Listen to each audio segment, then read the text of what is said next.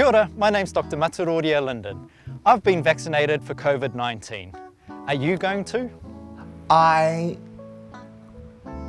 need to think about that. I reckon I'm on the fence. I want to do it because I do interact with a lot of people, but I don't know anything about it. I just want more information, and that freaks me out. I don't want that. But then I do want to travel the world and I do want to be a part of the society. You know, if it's something that we can do to protect and keep our whānau safe, then yeah, why not do it? Why take the risk? Why is it such a good choice to get vaccinated? Vaccines not only help to protect you, but also is able to protect those around you as well.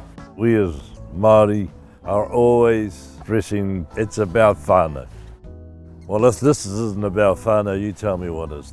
I am definitely wanting to get the vaccine so that I'm not taking anything back to my kaumātua. Back to the hungis, back to the cousins, back to life.